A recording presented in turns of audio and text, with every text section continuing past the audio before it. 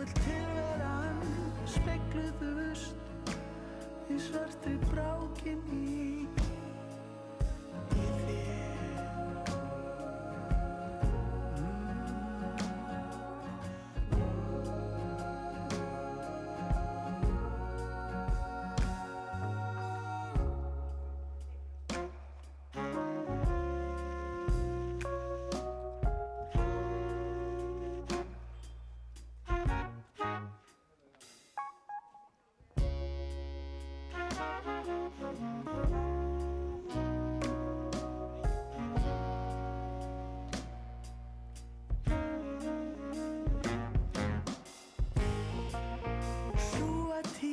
Það sveikið þig og sá þar hvergi nærri strax að mér.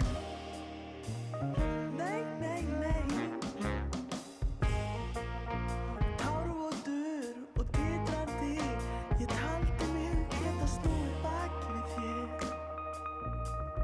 Ég var greið, uns hamingjan, fegurðinn, í sannleika sagt allur heimurinn spegluðust í svartri brákinni í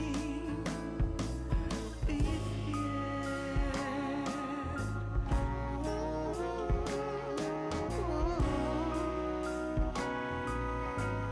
Spegluðust í þér.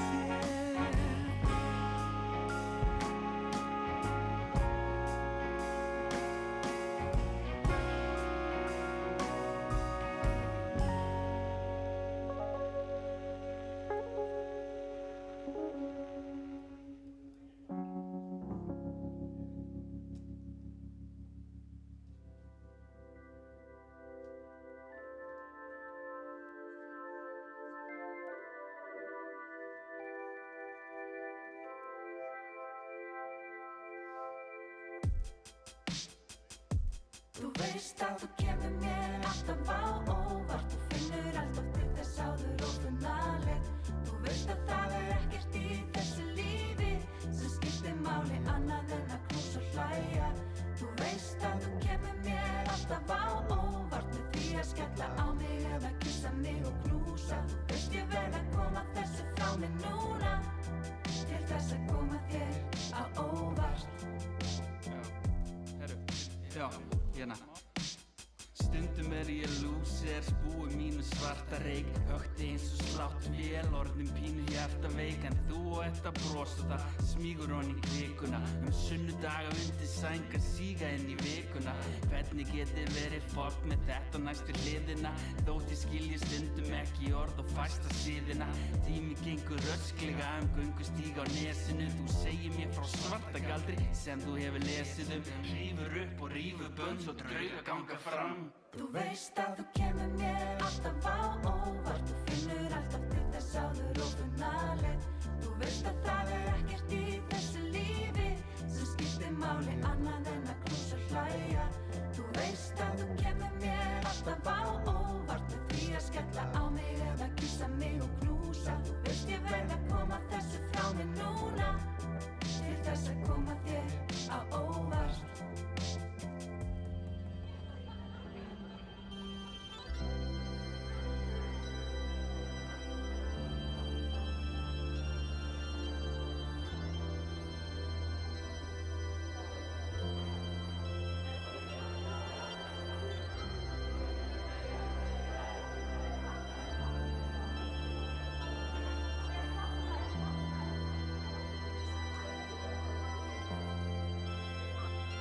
Þú veist að þú kemur mér alltaf á óvart. Þú finnur alltaf til þess áður ófunnalegt.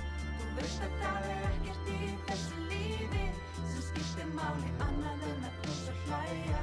Þú veist að þú kemur mér alltaf á óvart með því að skella á mig eða kyssa mig og knúsa. Þú veist ég verð að koma þessu frá mig núna til þess að koma þér á óvart.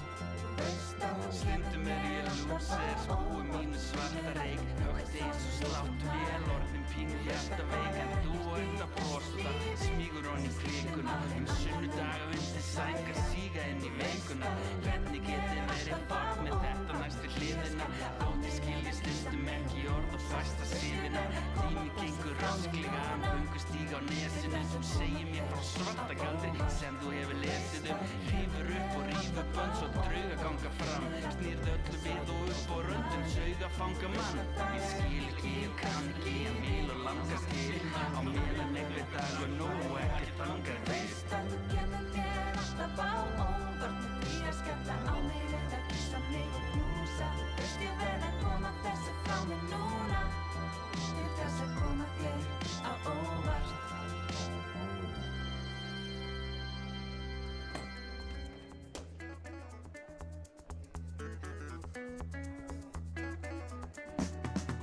Þótt ég sigli sjá, þótt ég slái með ljá, þó að allt sé á tjá og tundri. Þá ég ánægju á, ást og hamingju þrá, ljúft lífið mér hjá, rétt og slétt. Ég veit að lífið fékk ég til að geta lifað því. Ég ætla að lifa bara eins og sýnist mér. Margir kvarta og kveina, en ef kannski þeir reyna, þá lífið létt. Sjaldan auga ég sé, sama mér fé, eða það má ég fiske þig undri. Latur lifa ég vil, allt sem langar mig til, geri ég hér bil, það rétt. Og minni ánægju með lífið, enginn tifar því. Ég svo alsæll með það alveg núna eins og er. Margir kvarta og kveina, en ef kannski þeir reyna, þá lífið létt. Lífsglaða tísku, mér líkar best, græðgi og nísku, ég forðast mest.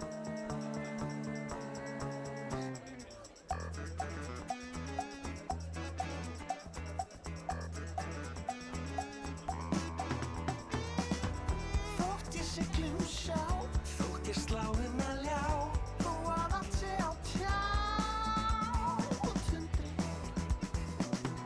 Þá ég ánægju á, ást og hamingju þrá, ljúft lífið mér hjá, rétt og slétt. Ég veit að lífið fékk ég til að geta lifað því. Ég ætla að lifa bara eins og sýnist mér. Margir kvarta og kveina, en ef kannski þeir reyna,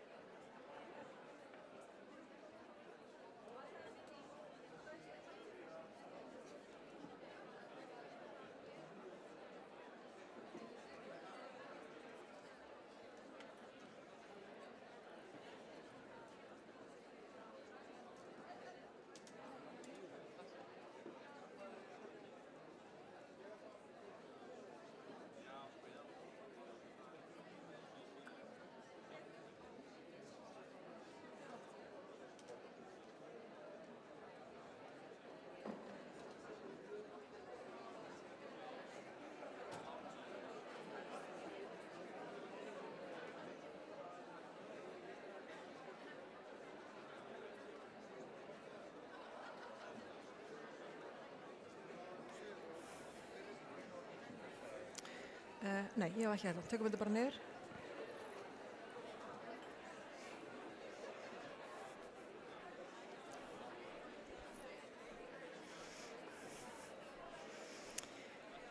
Jæja, ég var búin að hóta því að ég ætlaði ekki að bíða, heldur byrja bara akkurat á þeim tíma sem ég var búin að boða og ég stend við það. Nú ættu allir að vera búin að ná aðeins að liðka sér svolítið til, aðeins að ná blóðsykrunum upp, þannig að við höldum bara áfram. Mér langar á þetta tækifærið og þakka þeim styrktaraðilum sem hafa stutt okkur við framkvæmd þessar ráðstefnu. Þið sjáu þau hérna á sviðinu og án ykkar þá væri þessi ráðstefna ekki eins vegleg og ég vil meina raun ber vitni. En ekki bara það, heldur hafa þau hjálpað okkur og stutt okkur í því að taka mynduglega á móti þeim erlendu gestum sem hafa verið með okkur í dag og koma líka til viðbótar núna hérna á eftir. Og við kunnum alveg sérstaklega góðar þakkir fyrir það. Mér langar líka að nefna kjölfestuna okkar fyrir árið 2025. Það eru þessi 7 fyrirtæki sem við sjáum hérna á skjánum. Þetta eru fyrirtæki sem að leggja aðeins auka inn í púkkið í festusamfélaginu og með því að gera það, þá styðja þau á ótrúlega mikilvægan hátt við félagasamtök eins og okkar sem eru með litla yfirbyggingu og hjálpa okkur að gera allt starfið svo miklu metnaðarfyllra af því að við þurfum auðvitað að vera að fylgjast mjög vel með í þessu gífurlega síkvika umhverfi sem að sjálfbærni umhverfið og starfið er. Þannig að ég vil þakka ykkur alveg kærlega fyrir ykkar stuðning því eru okkur mjög mikilvæg. En að lokum langar mig auðvitað bara að nefna ykkur öll, aðildafélög Festu. Þið ykkar hérna inni sem tilheyrið aðildafélögum Festu, kærar þakkir. Ég þreytist ekki á að segja það, þið eruð Festa og Festa er þið. Og hjá ykkur býr svo ótrúlega mikill kraftur og þið eruð algjörlega hjartað og sálinn í því sem að Festa gerir, af því allt sem við gerum er bara fyrir ykkur. Þannig ég vil þakka ykkur alveg kærlega fyrir. Hæ, verður til að koma þess að ræða mig sjálfbærni? Hver ert þú eiginlega? Ég heiti Geir.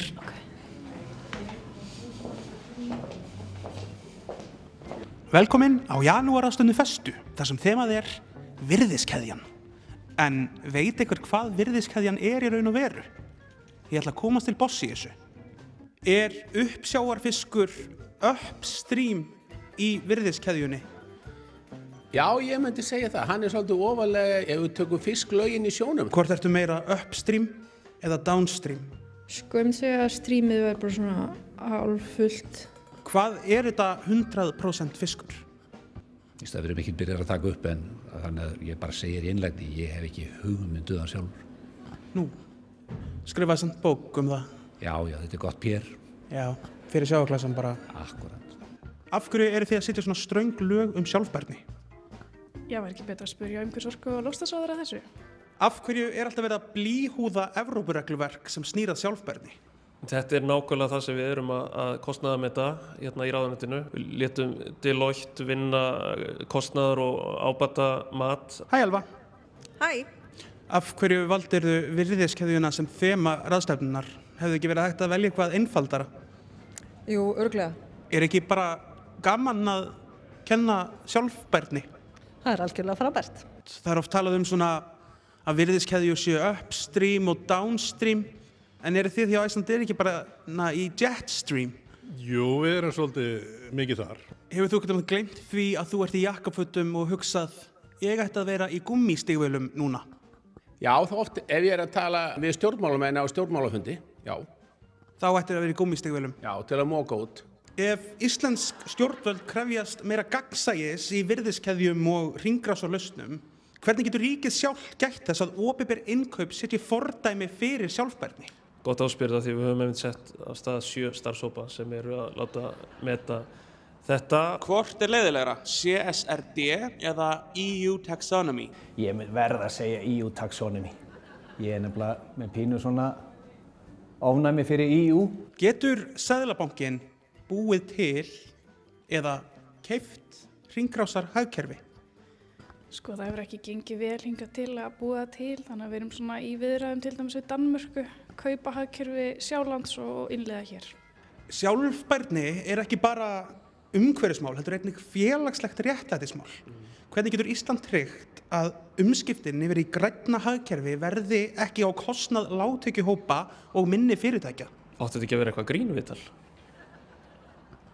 Hvort myndir frekar vilja vera á fundi sjálfbærar virðiskeðjur eða... Ég vil hitt. Viltu ekki heyra hvað hitt er? Ég bara minn. líst betur á það strax. Hvað með rafmagnsflugvélar? Hvað með þær? Bara hvað? Bara flottar. Hefur Eimskip prófað að setja segl á flutningaskipin til að spara eldsneyti og lækka þannig kolefnissporið? Við erum mjög mikið að horfa til framtíðar en líka fortíðar og þess vegna höfum við prófað þetta. Mér finnst bara, þú ert ráðherra, viltu ekki bara svara? Þið eru fengnir hérna inn, við hleypum ykkur hérna inn og þið takkir viðtal við ráðherra út frá ákveðnum forsendum. Ég óska eftir að fá spurningarnar fyrirfram. Þú fékkst þær? Þetta átti að vera grínviðtal. Þetta er að verða bara eins og þegar Sigmundur Davíð var hérna og nappaður í eitthvað viðtal Wintris. Þetta er að verða þannig moment.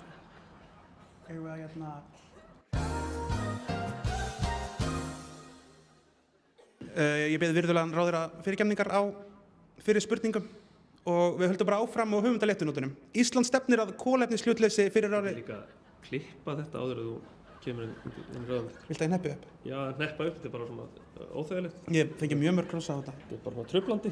Ok. Þetta er svona ákveðið áreiti þegar verður að tala við þig.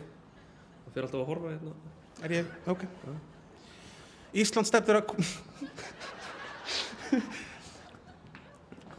Er ekki konum með meira nú að...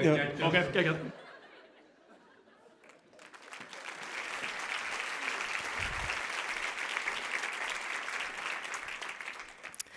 Já, eins og ég sagði, þá fengur sumir aðeins erfiðara spurningar en aðrir. Það var svolítið þannig í þessi myndbandi. Nú ætlum við að hefja næsta þema hjá okkur og það er hvernig við getum notað drifkraft fjármagns til þess að hafa áhrif á virðiskeðjunar okkar. Og nú drögum við svolítið saman þar sem við erum búin að vera að leggja grunninn að í fyrri erindum, af því að það skilja allir að flæði fjármagns í heiminum hefur gífurlega mótandi áhrif á það hvernig hlutir eru gerðir, hvar við leggjum áherslunar. Og það sem við fjárfestum í, það vex og dafnar, þannig að það er eins gott að vanda sig í þessum málum. Við ætlum að fá að heyra frá honum Kamil Zabielski og ég skipti aftur yfir á ensku því hann verður hérna með okkur á skjánum. Kamil is a human rights lawyer who works as head of sustainable finance at Storebrand Asset Management in Norway. Kamil has previously worked as, for example, the head of sustainability in the Norwegian Export Credit Guarantee Agency, long name, and as a consultant of the Ethics Committee of the Norwegian Government Pension Fund, also known as the Oil Fund. So I know that Kamil has super interesting cases because Storebrand is really putting the emphasis on trying to have a positive effect. So the word is yours, Kamil. Thank you. Can you hear me? Yes, we can. Excellent. So thank you for the invitation to speak and greetings from our studio in Oslo. I have the task to give you a high-level perspective, an investor perspective of how we address human rights issues in our value chain, our investments, particularly on two issues, companies in conflict areas and dilemmas within the green transition. And I'll try my best to do that in 10 minutes. Why am I speaking about this? As you said in the introduction, I am a human rights lawyer by background, and I've worked in the finance sector for 20 years, which can be a bit of a paradox, those two things. But in any case, worked as a human rights lawyer for the Norwegian Government Oil Fund, the Sovereign Wealth Fund, and 10 years with the project finance all over the world, including in Iceland, actually. And now managing sustainability risks for Storebrand Asset Management. And we are investing in roughly 4,500 companies. Just to be clear that investors are not a generic group. So the kind of influence that you can have over a company will vary if you're a sovereign wealth fund or if you're a bank lending money or if you're a minority shareholder like we are.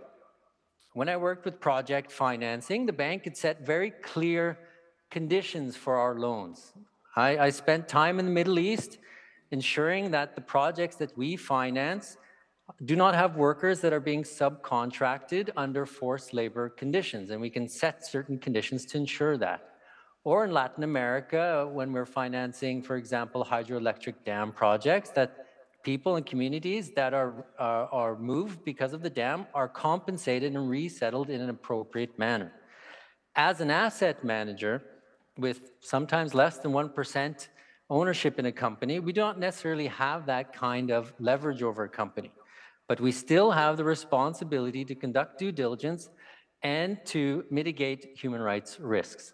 And there is a basic formula for this which we are following. First of all, you need to have a human rights policy.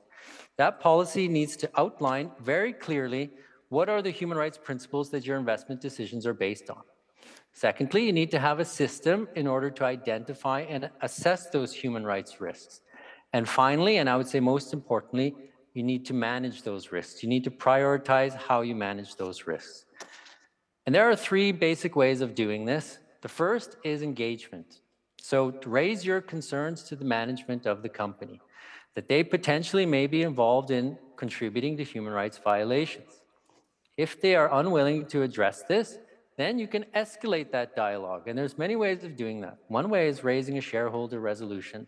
Another way is collaborating with other investors, global investors, to put pressure on the company. Or, as we do, you can put the company on a public observation list, freezing trading in the company and setting certain expectations to them. If these measures don't work, as a last resort, one can always exclude a company, and we also do that. Unfortunately, there are an increase of conflicts in the world. It is challenging enough for us as investors to get information on human rights risks related to companies in peacetime. This challenge is even greater in conflict areas. And this is because there's a breakdown of the state, there's suppression of media and civil society, and not least, companies are much less willing to speak to us about their operations in conflict areas. One of the conflicts that has received a lot of attention recently, but has been going on for decades, is the conflict in the occupied Palestinian territories, which is quite a sensitive topic. Our position on the occupation, similar to that of the occupation in West Sahara, is very clear. We base our decisions on international law, and international humanitarian law is quite clear on this matter. The occupation is intended to be temporary in nature.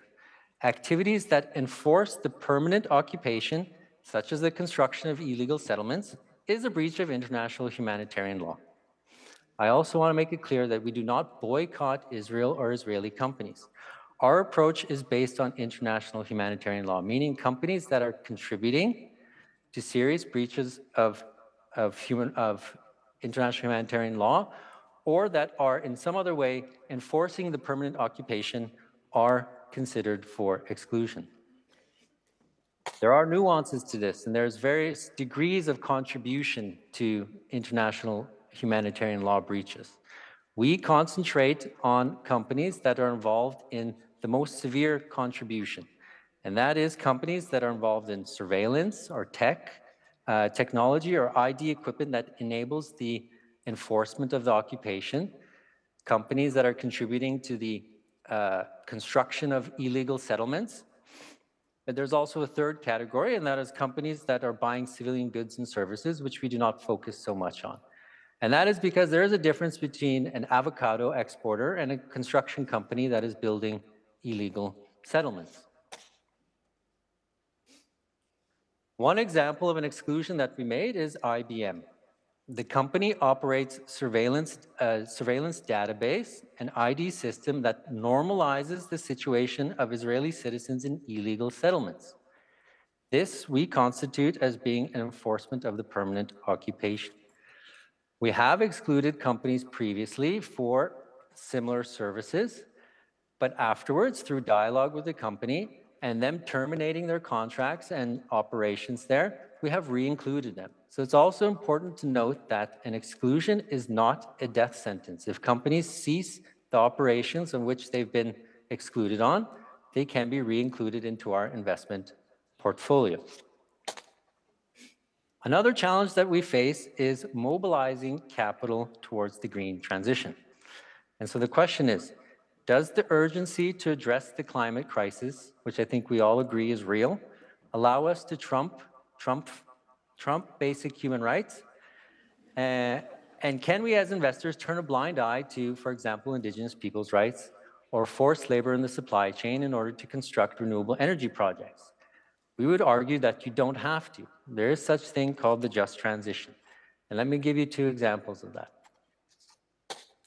We had a case of a company that was building an onshore wind park in northern Norway. This the area was roughly 40 square kilometers, and it was also an area that was used by the Sami, the indigenous people of Norway, for reindeer herding. The park had over 70 turbines and also had over 60 kilometers of access roads, which made it difficult for the Sami to herd their reindeer. As you can see here in a picture that I took on site, that some of the access roads have these ice walls that are 2 to 3 meters high, making it very difficult to herd the reindeer, and it's sometimes requiring the Sami to use very untraditional ways, such as helicopters, and thereby also losing some of their herd. The company did not have the free prior informed consent of the Sami to construct this park, and therefore did not have the social license to operate. It has been ruled in the Supreme Court of Norway, and similar projects around, like this have been stopped because of that reason, which is also for us as an investor a financial and legal risk. So we engaged with the company and we set them on a public observation list. We froze our trading in the company and we said we have 2 expectations to you. One is that you have to re-enter consultation with the Sami reindeer herders and come to an agreement. And second, you have to put in place measures in order to avoid these kind of situations in the future so that you have a social license to operate.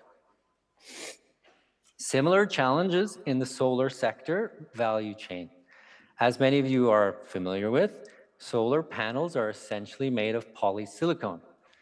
The raw material polysilicon, 75% of the world's polysilicon comes from China. And a large part of that comes from one province, the Xinjiang province, where it's well known that there is widespread discrimination and forced labor of the Uyghur minority. And there are many levels within this supply chain, as you are probably quite familiar with.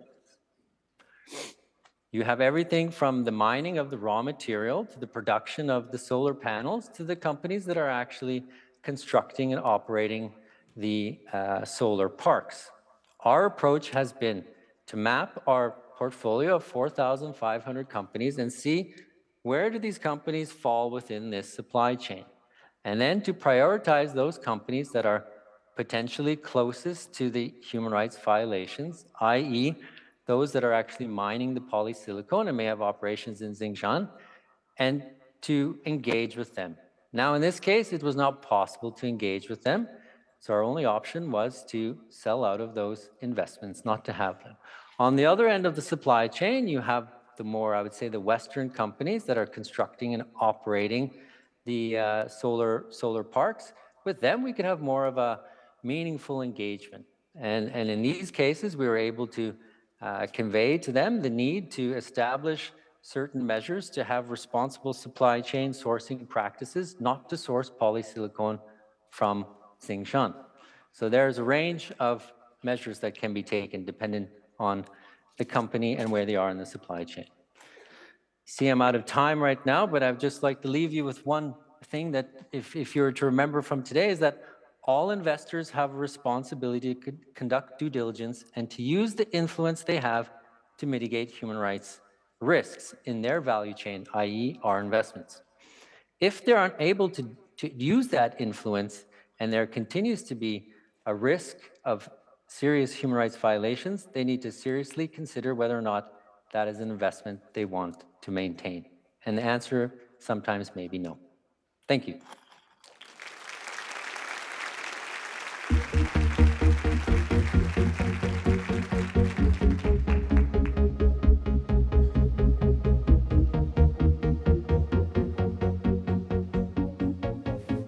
Jæja, Hrefna, þetta okkar fyrsta trúnó, eða ekki? Jú. Vonandi ekki að síðasta? Nei, sammála. Ég ekki reyndar mjög reyndur í trúnó, en oftast það í heitum potti með félagunum, og þetta aðeins nýtt fyrir mér. En þú reynslu boltið, ekki? Ég mjög mikla reynslu á trúnó og ég alveg rosalega spennt að fá að fara á trúnó með þér.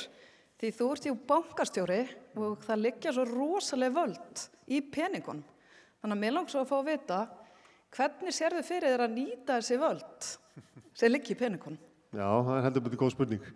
Fyrst alveg þetta náttúrulega tölvöld mikið að breyta svona. Við erum mikið að tala við fjárfesta og selja skuldabréf og annað slíkt. Og ég finna að fyrir svona 2-3 árum síðan voru mjög mikið að spurningum og fjárfesta rosalega mikið að spyrja okkur bara nákvæmlega hvernig við erum að huga sjálfbærni, En það að breyta svolítið mikið núna. Núna mjög fáar spurningar hvað okkur við kemur. Og ég held að það sé eiginlega meira út af því að þeir kannski meira fókusa á það sem að þeir hafa virkilega áhyggjur af. Íslenskur banki, Ísland tiltölulega sterkt í sjálfbærninni, þannig að þeir eru einhvern veginn meira að setja fókusin annar staðar og bara gera ráð fyrir að sé allt í lagi hjá okkur. Þannig að bara rosa friður heima. Já, liggur við.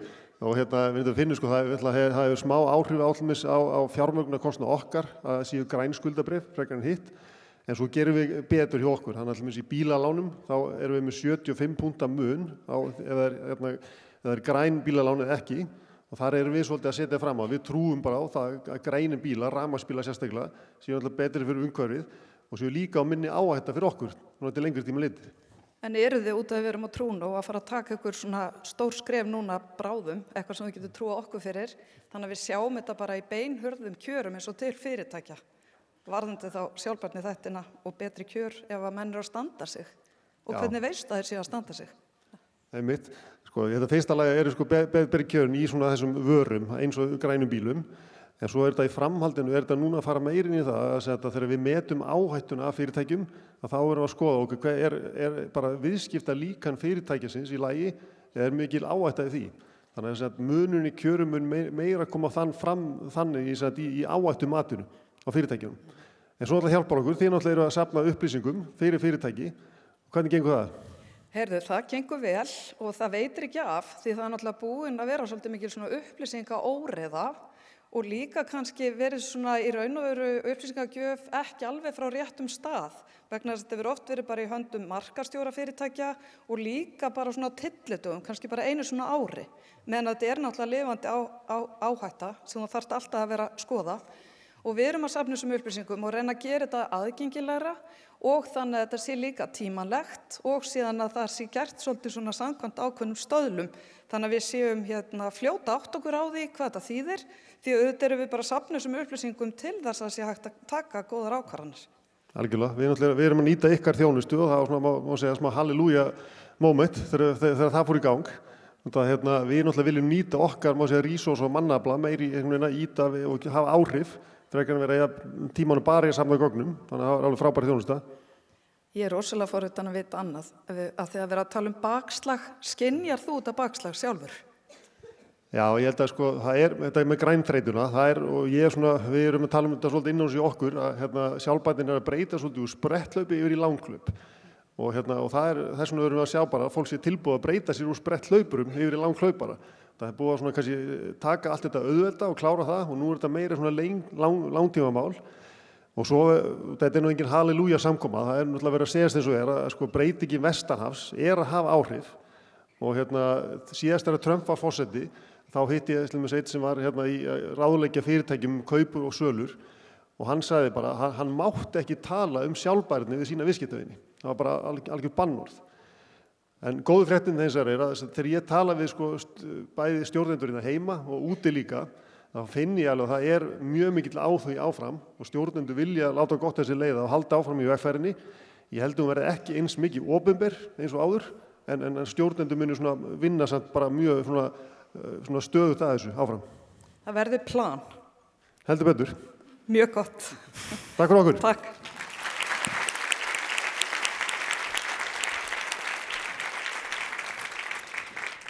Þetta Trúnó var sem sagt í heitapottunum og ekki í klósetröðinni, þau eru mjög söp.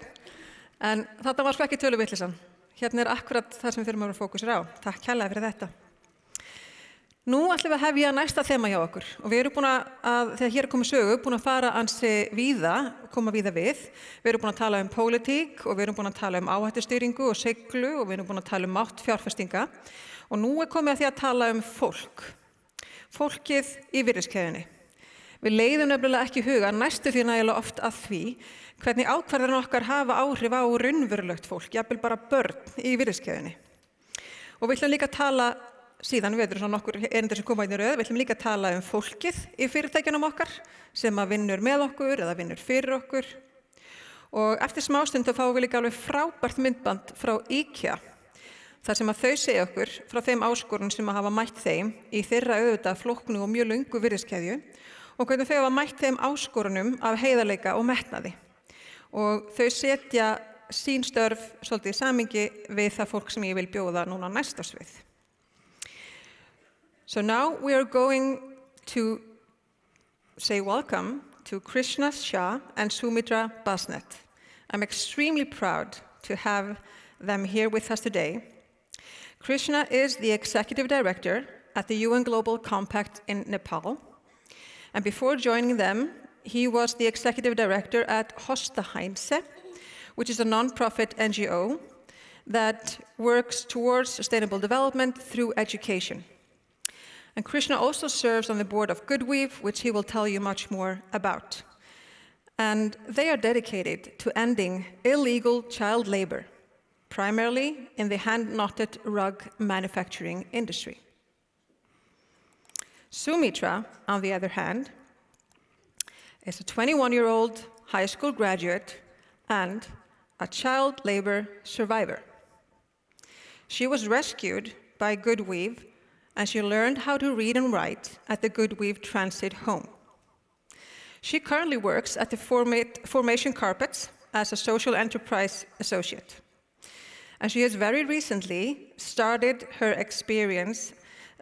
sharing her experience as a former child laborer, and this is her very first time traveling outside of Nepal. And it's not a very short trip to take all the way to Iceland in the middle of a storm. So we are extremely proud to be able to give you the opportunity to listen to this very strong story. Krishna and Sumitra, the stage is yours.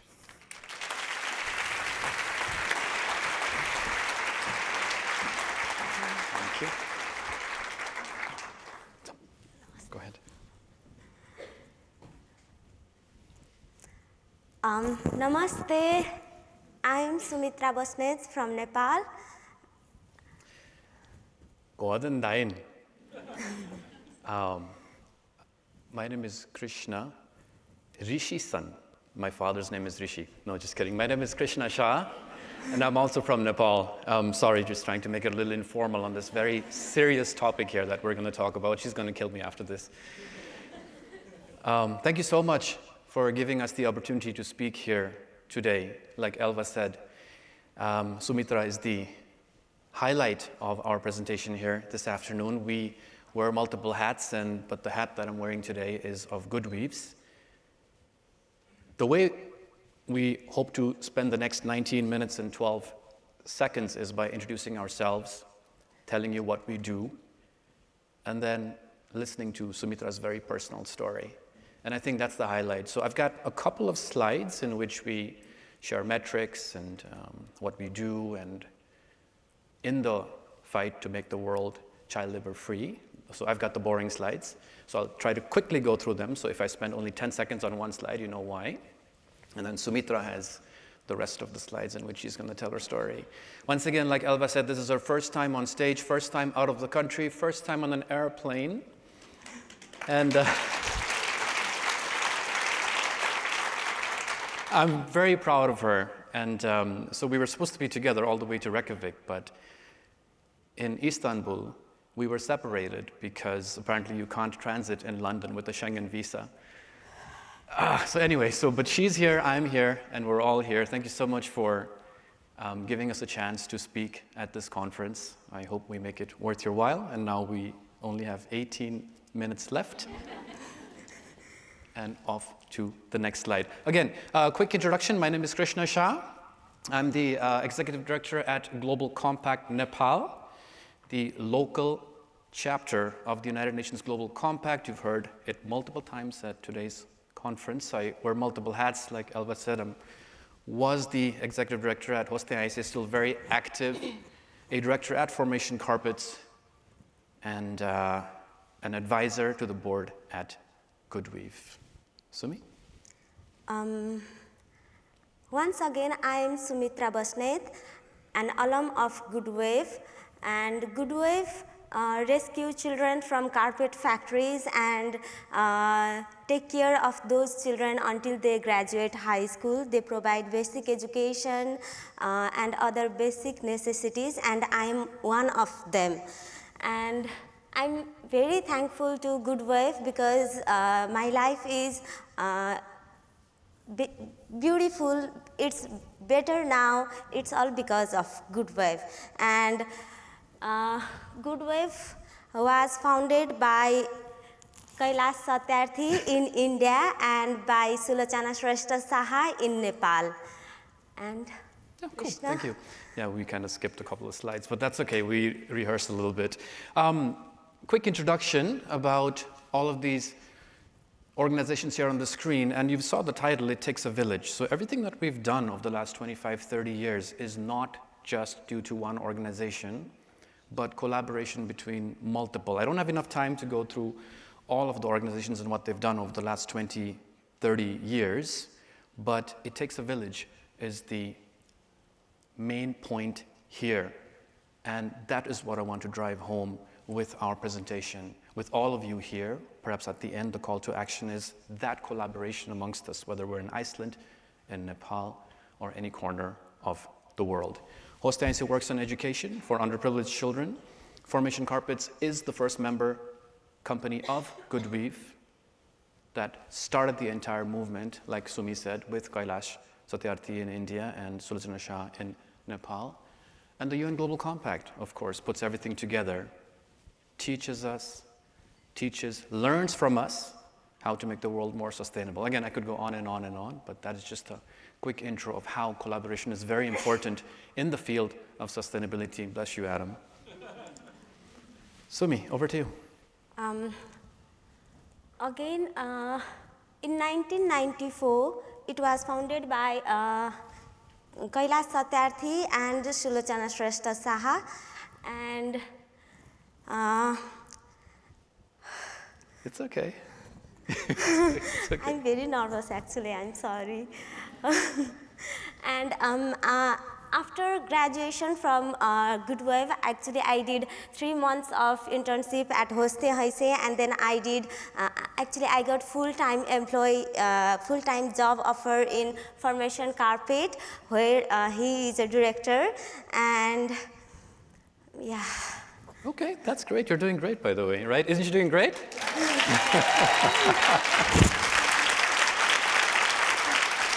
Awesome.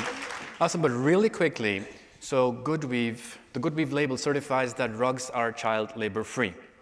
It's as simple as that, but obviously there's so much more behind the scenes. I have one more slide to talk more about Good Weave, but what I want to drive home is there's a lot of companies doing policy advocacy and talking about how to become more sustainable, etc. But Good Weave is actually an organization with boots on the ground. We have a proven system in which we not only talk about how SDG 8.7 anti-child labor should be implemented, but we actually do it, having rescued over 10,000 children over the last 30 years. Children like Sumitra. Okay, again, if I had more time, I could go back. And this is the slide that Sumitra kind of jumped the gun on. You're supposed to talk about this now, but Nobel Peace Prize laureate Kailash Satyarthi 2014, when he won the Nobel Peace Prize, I was like, oh my goodness, this is actually important work, because this guy used to come to our house all the time when I was a teenager. And that lady right there happens to be my mother. And she used to call me all the time, say, Krishna, come downstairs. Kailash is here. Let's talk about what we're doing. I said, nah, it's too boring. I'm busy listening to Western pop music. But anyway, so this is a little bit of history about how Kailash and Sulo started this movement, which is now an international movement with offices all over the world, inclusive of Washington, D.C. Really quickly, one of the boring slides, harnessing market forces, 450 private sector partners, 39 million products certified. Again, collaboration, right? We're all in this together. Clean up supply chains. I can talk about this forever. There's another slide later on, which I'll focus on, but 10,000 active workspaces, and like I said, almost 11,000 children like Sumitra rescued. Educational opportunities, Sumi will talk more about that with her own experience, how she went from not being able to read and write to now speaking English on an international stage. Other children her age can only dream about what she's doing right now. And this is opening up so many opportunities for not only her peers, but also rescuees, survivors to come. This is amazing, what she's doing right now. So thank you so much for giving us this opportunity. improving conditions for workers all over, and promoting best practices. Again, sharing the love, sharing the knowledge, just like all of us are doing here at this conference, right? Sharing, learning, teaching. That's what it's all about. But having said that, again, it's Sumi's turn. We're here to listen to Sumi's story. You're fine, don't worry. Don't get nervous. You've got your water right here. She's coughing. She's very afraid that she'll cough into the mic. She hasn't done so far.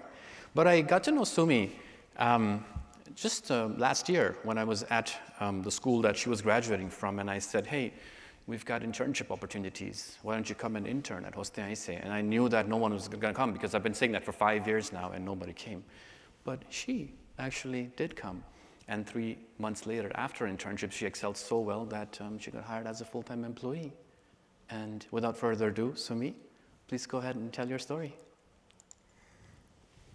I was born in a town called Hetauda in Nepal, and I'm currently 21 years old. I have an elder sister who is 24 years old and one younger brother who is 18 years old. I currently graduated my high school with the major subject biology in the year 2024. And you see, this is my hometown, and that is my home where my mother currently lives. Next slide. And when I was 9 years, when I was a kid, my mother left our home and she went in Kathmandu in search of work. And then my father started drinking, and me, my brother, and my sister, we together all went with father to search mother. And in Kathmandu, we found that our mother was weaving carpet in a factory, and so I also started weaving there.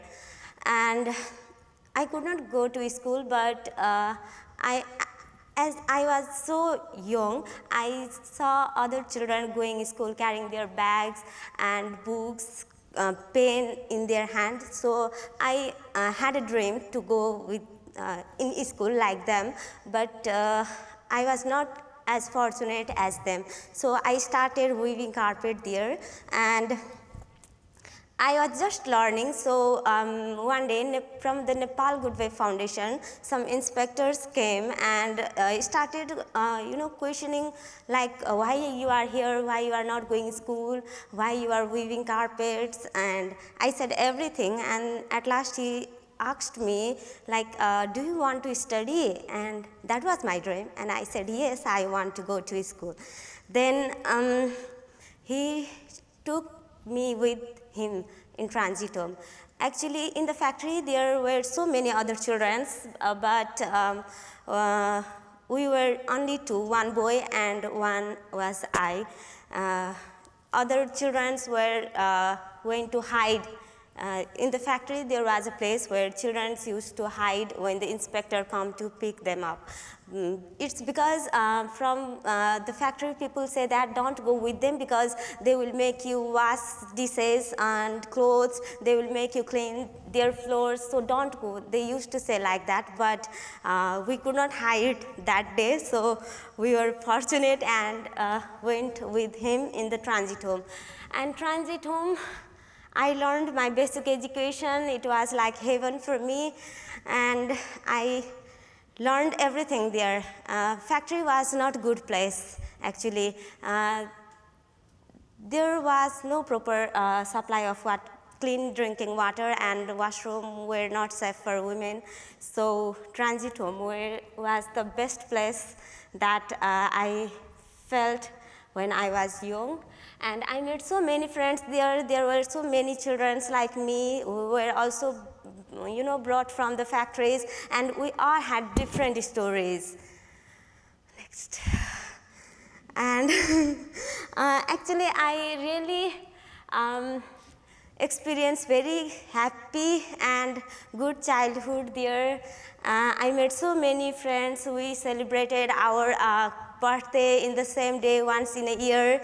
So we together visited so many places, and I sometimes regret being adult now because that was the best moment that I ever felt in my life. Yeah. And After staying for about 2 years in transit home, I was sent to laboratory school where I graduated my high school, and it was a bit hard for me to join that school because from the school other students were so fluently speaking. They knew how to speak in English, but before joining that school, I just knew how to speak in Nepali. I was totally unknown about English speaking, so it was hard, and I was a bit older than them, so sometimes I used to get insulted by other students, and I also experienced that all.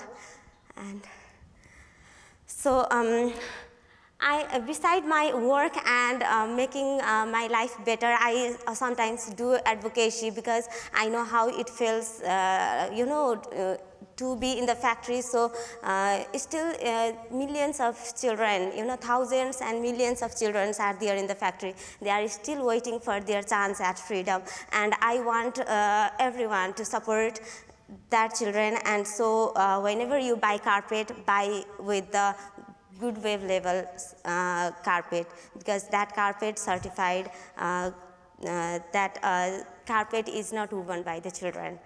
Yeah.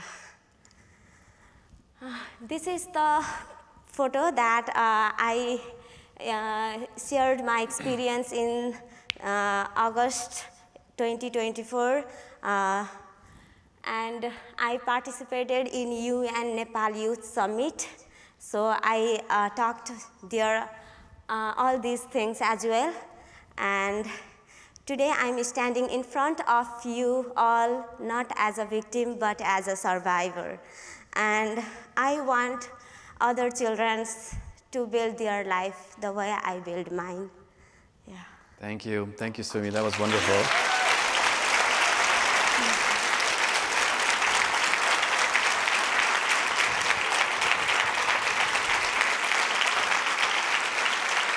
Okay.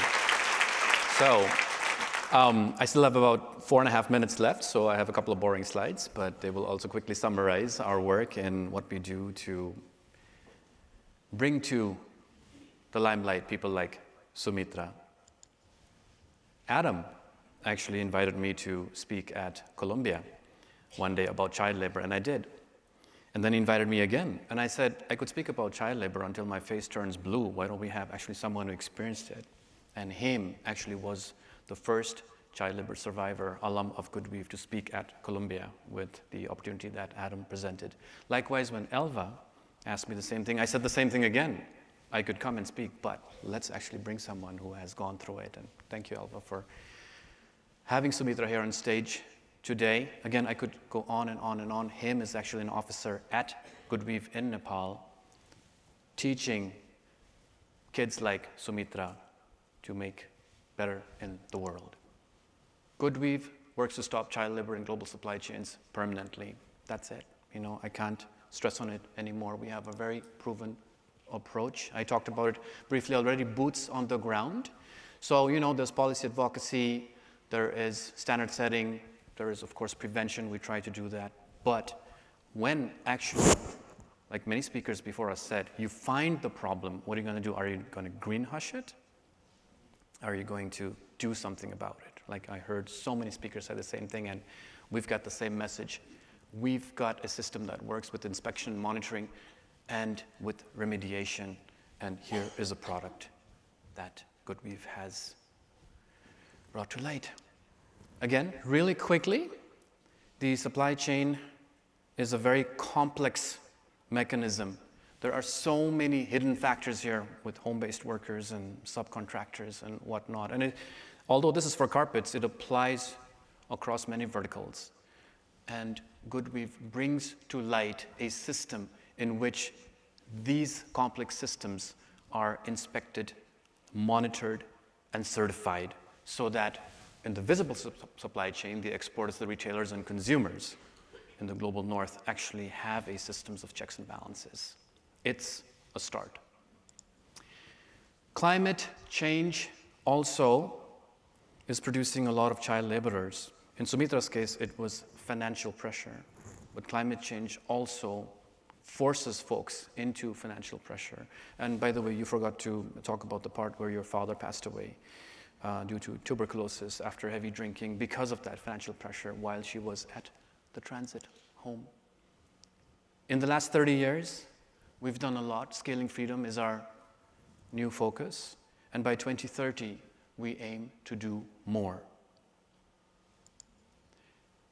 Goodweave licensee, Formation Carpets, gives us also an opportunity to speak more about what we do in the world, whether we put on the Formation Carpets hat, Hoste Ainse hat, Global Compact hat, or Goodweave hat. Telling the story more is the most important thing. You will talk about IKEA supplier code. Oh yes, of course, thank you, Sumitra. Whether it be through any of these institutions or FESTA member IKEA. IKEA has its own code of conduct. Again, it's the same thing, right? We're all trying to make the world a better place, and I believe that if we work together, collaborate, we can achieve that goal. Hoste Ainse again, if I had more time, I would talk more about the carpet weaving training that we're doing right now in the south of Nepal in the marginalized community, but I'll skip that for now to go to our summary slides. Sumi? So again, I want to say that, as I said, many children are still waiting their chance at freedom. And whenever you buy carpet, buy with the Goodweave label. And I will also, I will do more advocacy like this, and thank you for this opportunity. I'm doing all this because I want other children to build their life, and yeah. Thank you. What you can do is advocate, is what Sumi was trying to say. Consume responsibly, she said it multiple times. There are organizations that actually make this happen. Tell the story, care. What your company can do is join the Global Compact. Or better yet, join FESTA, right? I mean, simple things, right? You don't need to have a degree to understand what's going on and to make the world a better place. Countless examples at this conference here this afternoon, and we're actually 28 seconds over time. Thank you so much for listening to us this afternoon. It's been a pleasure, it's been an honor being here. Most importantly, I would like to thank you for listening to Sumitra, and with that, I have something to say, like, I believe if I share my story, if I share my experience, it will bring change. And I don't want sympathy from people. And you have the power to make a difference, whether you are a policymaker, whether you are an entrepreneur, whether you are a parent. You have the power to make a difference, and we need your support. Please help organizations like Hoste Ainse, help organizations like Goodweave, join Global Compact, join FESTA. You are not alone in this battle. We are all together. So please help us, and we need you. And we believe that together we can make a difference. Thank you. Namaste.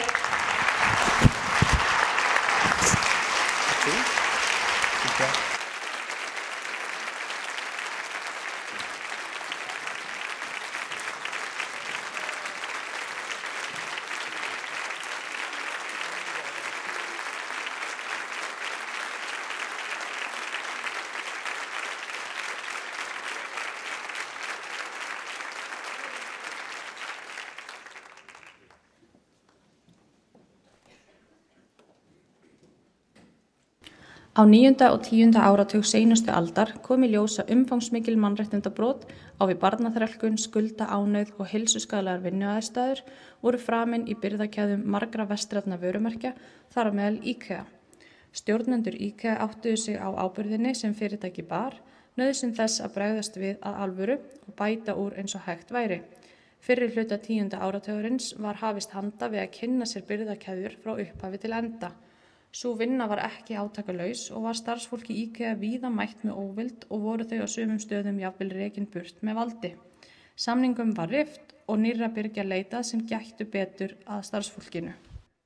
Þessi hneyksli ásamt öðru skömmu fyrr sem tengdist óheilnæmu efni í lakki billigskápana frá IKEA voru rótin af samstarfi við UNICEF og Save the Children og upphaf gæðastaðals sem lagður skyldi fyrir birgja sem vildu vera í viðskiptum við IKEA.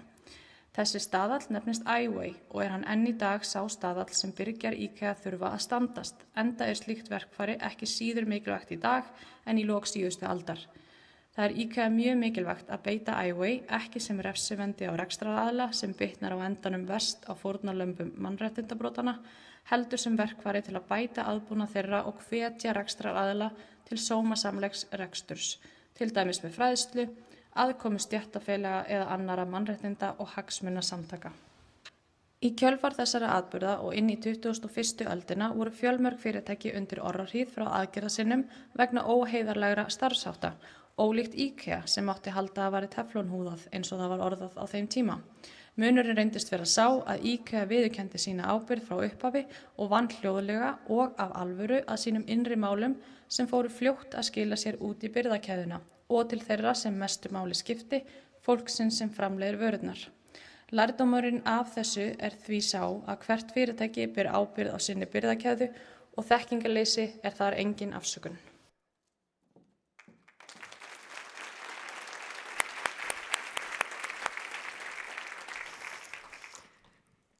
Ég veit ekki með ykkur, ég fekk alveg svona gæsahúð þegar við hlustuðum á þetta.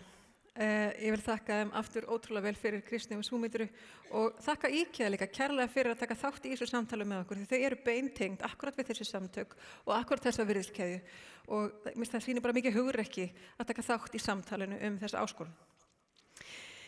Við vitum að þið viljið eflaust kafa hans dýpra ofan í mannréttindavinkilinn og við viljum það í það minnsta og þess vegna verðum við með hliðarviðburð núna á mánudaginn þar sem við köfum aðeins dýpra ofan í þessi málefni. Hann Mikael sem var hérna áðan, hann verður með okkur þar líka, einnig utanríkisráðherra og nokkur mögnuð íslensk fyrirtæki sem að segja okkur frá því hvernig þau eru að stunda nýsköpun í þróunarlöndum og síðast en ekki síst þá verður hann Súmitra þar með okkur í ungmennapanel þar sem við ræðum bæði mannréttindi og menntun og svo framvegis. Arion banka, milli 10 og 12 á mánudaginn, ókeypis, allir velkomnir, endilega kíkið. En nú ætlum við að horfa okkur aðeins nær og horfa kannski meira á okkar eigin vinnustæði og ræða aðeins félagslega sjálfbærni þar. Og það með mikilli ánægju sem ég get sagt ykkur frá því að við erum bara akkurat núna hér að launcha eða birta í fyrsta skipti nýjan vegvísi félagslega sjálfbærni sem að festa í samstarfi við frábæran vinnuhóp búin að vinna að núna í haust. Og það eru þau Sara Dögg Svanhildardóttir, sérfræðingur hjá Vinnumálastofnun og Arnar Sveinn Harðarsson, lögfræðingur og verkefnastjóri hjá Arion banka sem ætla að koma að segja okkur frá. Þau eru sem sagt hluti af þessum stærri vinnuhóp sem búin að leggja fram krafta sína í haust okkur öllum til góðs. Ég hlakka mjög mikið til að heyra frá þau, segja ykkur frá vegvísinum.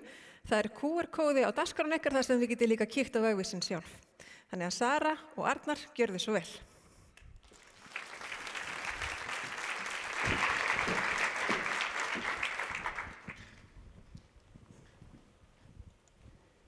Já, komið sæl. Takk. Mikið ofboðslega var þetta thank you. It was so imponerting speech. Ótrúleg saga. Við Arnar, við erum jú fulltrúar þessa starfshóps, getur við sagt, sem hefur verið að vinna að því að koma á laginnar nýjum vegvísi félagslega sjálfbærni. Við erum ótrúlega spennt og við erum líka ótrúlega stolt vegna þess að þetta mál, fólkið okkar, mannauðurinn okkar, svo ótrúlega dýrmætur og það svo dýrmætt að við séum öll hluti af þessum mannauð og þess vegna erum við einstaklega spennt að fá að kynna þetta fyrir ykkur hér í dag. Já, takk Sara. Áður en við förum lengri að kynna vegvísinn sjálfan og þannig aðeins að bara koma inn á það að það er kannski óhætt að segja að síðustu misseri þá hefur umhverfismál og loftslagsmál verið með svolítið fókus í umræðinni og það er kannski bara eðlilegt í ljósi þess að við erum að glíma við neyðarástand í loftslagsmálum og sem dæmi þá hefur Evrópusambandið aldrei verið feimið við að segja það bara berum orðum að loftslagsmál séu í forgangi þegar kemur að lagasetningu. En það hefur hins vegar alltaf verið á kristaltæru að félagslegu málin eru næst á dagskrá. Vægi þessar félagslegu hliðar hefur líka bara verið að aukast mjög jafnt og þétt, bæði í umræðinni en líka bara í beinhörðum lögum og reglum. Landslagið að breytast og þessar stærstu breytingar hafa ekki ennþá komið til sögunar. Innan tíðar má gera ráð fyrir því að stóru félögin muni hafa töluvert meiri áhuga á því hvernig birgjar þeirra til dæmis sinna starfsfólki sínu og nærsamfélagi. Og ég og við, Sara, held sér óhætt að mæla með því að fylgjast svolítið grannt með þessari þróun á næstunni. En þetta snýst ekki bara að standast lög, komast hjá bótaábyrgð eða að búa til einhvers konar samkeppnisforskot, eins og við fengum að kynnast með alveg gríðarlega áþreifanlegum hætti bara núna rétt í þessu, þá snýst þetta líka bara sjálfsögð réttindi og virðingu fyrir manneskju. Grunnhugmyndin er náttúrulega bara að búa til betra samfélag fyrir okkur öll. Vegvísirinn er hugsaður til að auðvelda venjulegum fyrirtækjum að taka fyrstu skrefin í sinni vegferð í þessa átt. Vegvísirinn er alls ekki tæmandi en hann er góður staður til að byrja. En hvað þýðir það raunverulega að vinna að félagslegri sjálfbærni? Jú, það þýðir að fyrirtæki stuðli að heilbrigðu, jöfnu og öruggu vinnuumhverfi fyrir öll. Í þessu felst meðal annars að bæta aðgengi að störfum og aðlaga vinnuumhverfi þannig að öll á ólíkum forsendum tilheyri. Vegvísirinn veitir einmitt ákveðna leiðsögn og bendir á verkfæri sem eru til þess fallin að styðja við vegferð fyrirtækja til félagslegrar sjálfbærni og til þess að verða framúrskarandi.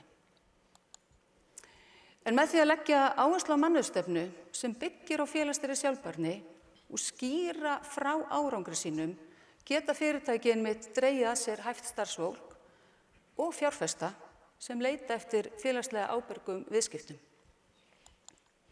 En tökum dæmi. Hvað getur fyrirtæki gert sem vill bæta til að mynda aðgengi ólíkra hópa að störfum hjá sér? Við heyrum mikið talað fjölbreytileikann og inngildingu og annað slíkt, en hvað er þetta? Eða stuðla því að öll sem starfa hjá fyrirtækinu upplifi jákvæða vinnustaðamenningu, líði vel og finni fyrir virði sínu í störfum sínum. Í vegvísinum er að finna ólíka leiðir, ákveðnar bjargir, verkfæri, til þess að gera betur og styrkja vinnustaðamenningu enn frekar. Við getum tekið dæmi einstaklinga með mismikla starfsgetu sem sækjast eftir starfi og þurfa mögulega aðlögun á vinnutíma að halda eða boðið sig upp á hlutastarf, eða vinnuumhverfi sé sérstaklega styðjandi. Og aftur að verkfærunum sem þið finnið í vegvísinum. Undís er til að mynda verkfæri sem bent er á í vegvísinum og er til þess fallið að styðja við inngildandi vinnustaðamenningu með teknu tilliti til fatlaðs fólks og fólks með mismikla starfsgetu. Alda er annað verkfæri sem mælir inngildinga vísitölu vinnustaðar og varpar ljósi á upplifun ólíkra hópa sem tilheyra mannauði fyrirtækisins og leiðbeinir fyrirtækjum áfram með fræðslu til að styrkja og bæta upplifun allra. Og þetta eru bara dæmi þær lausnir og tillögur sem má finna í vegvísinum og við hvetjum ykkur bara innilega til að skoða vegvísinn og dreifa honum áfram og vonum sannarlega að vegvísinn muni reynast gagnlegur í ykkar vegferð í átt að félagslegri sjálfbærni. Og okkur grunar reyndar að mörg ykkar séu komin miklu lengra en þið haldið í þessari vegferð.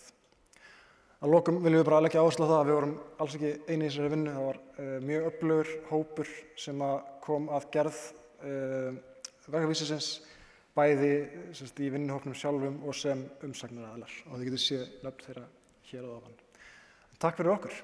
Takk.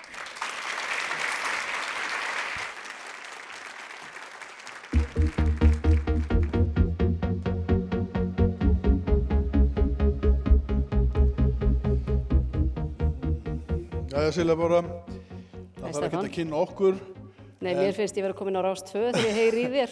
En það er... Kannski spurning meinhorn frekar en trúna núna. Nei, þetta verður ekki meinhorn. Þetta verður allt mjög friðsamlegt, en ég er ekki viss allir hérna inni vita að þú ert formaður Rauða krossins.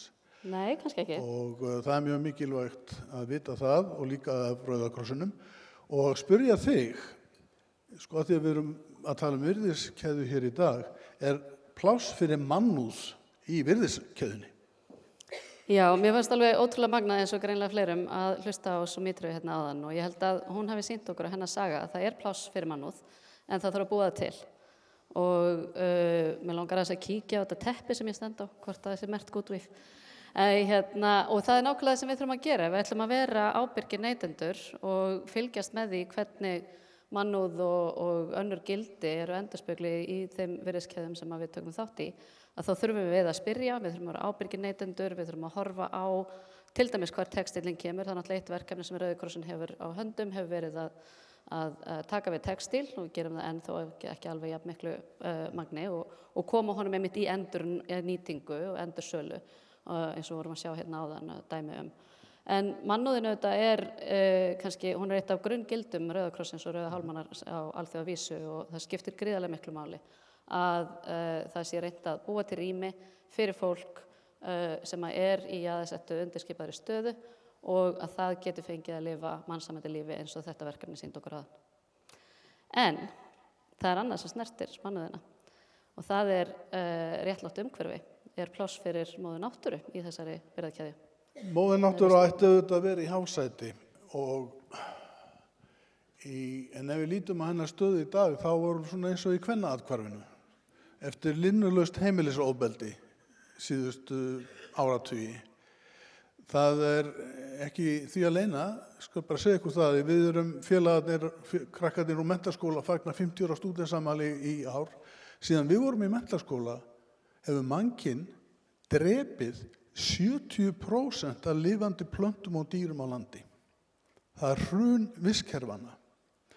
Og ef við tökum álagið sem er heimshagkerfi sem hefur skapað okkur svo mikið auð, það hefur fjórfaldast síðan við vorum í menntaskóla, við þessi sem erum að fagna í ár vor, að sko álagið á vistkerfin er slíkt að það þarf tæplega 2 plánetur til að standa undir öllu því sem við höfum séð á myndunum í dag.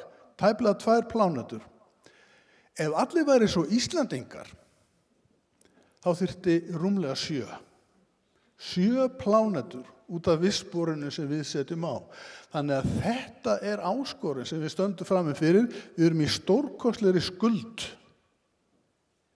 Og virðiskeðjan er í raun og veru kostnaðarkeðja gagnvart móður náttúru.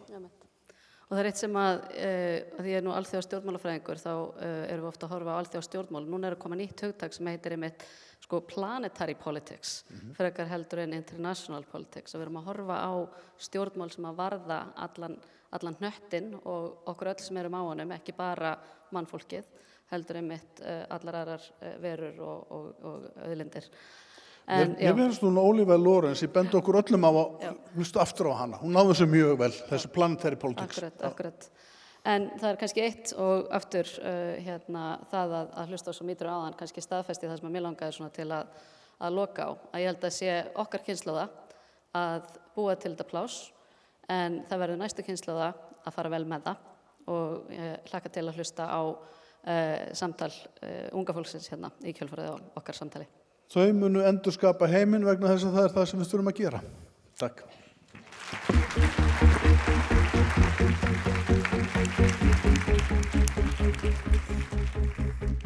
Takk kærlega fyrir Stefán Hafstein og Silja bara. Ég verða viðurkenna, ég hafði mestar áhyggjur af ykkur. Hvað var að tíman? Þið stóðu ykkur langt best. Vel gert.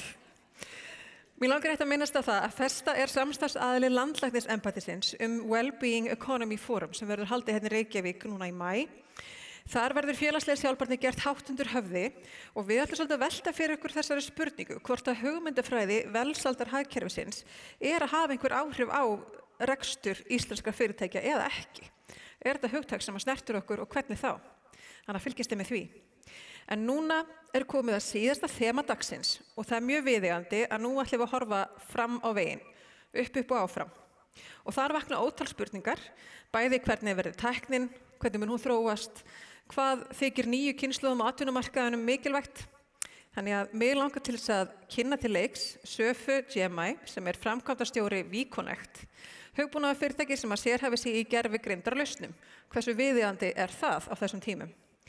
Hún með reynslu af verkefnum í orkumálum og fjármálum og leiðir teymi sem þróar nýskapandi lausnir í gagnavinnslu og vélnámi. Og Safa fékk líka verðlaun 2023 fyrir Nordic Women in Tech, ótrúlega glæsilegt. Þannig að mér langar að bjóða Söfu hjartanlega velkomna, gjörðu svo vel.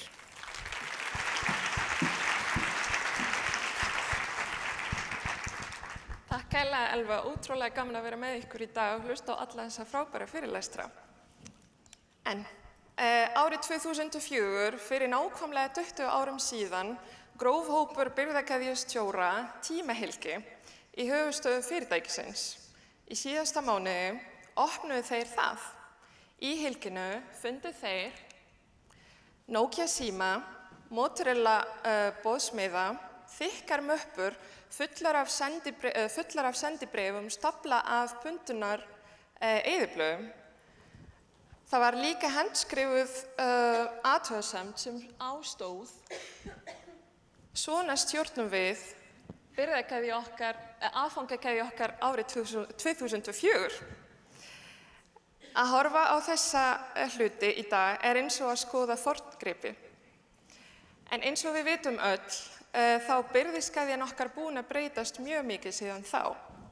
Og nú erum við á þann stig að hugsa hvernig getum við nýtt tækni eins og gervigreind í virðiskeðju okkar á sjálfbæran hátt. En áður en við förum að tala það, þá langar mig fyrst að tala orkumálin í sambandi við gervigreind.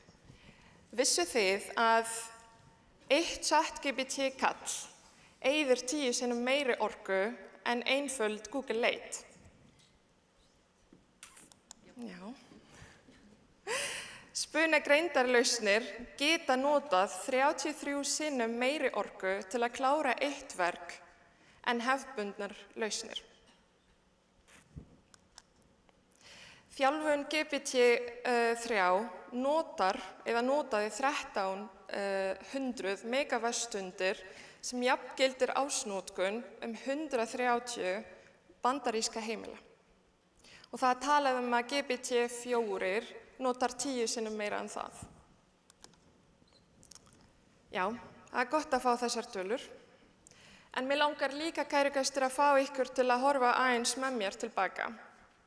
Hugsum fyrsta tölvu, ENIAC, sem var með 18.000 lofttæmisrör og eyddi 174 kilovattum. Fartölvur árið 1990 notuðu 0,2 til 0,3 af heildar raforkunotkun heimila í Bandaríkjunum. En ef við horfum saman á þetta graf sem sýnir okkur orkunotkun og reiknihag nákvæmni tölva yfir tíma. Við sjáum hér rauða línuna sem að vísa á orkunotkun. Hún byrjar frekar mjög hátt, svo fer lækkandi með tíma. Og bláa línan sem að vísa á reiknihag nákvæmni. Hún byrjaði mjög lágt og svo var betri og betri.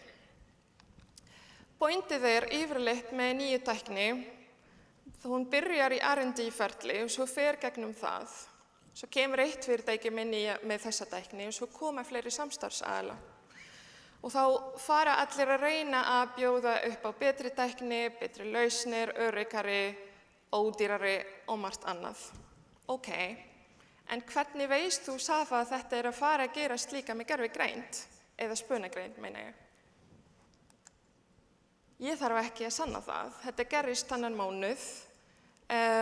Kínverskt sprotafyrirtæki sem heitir DeepSeek gaf út 10. janúar open source mállíkun DeepSeek VAV3 frítt, open source og notar miklu minni orku en ChatGPT.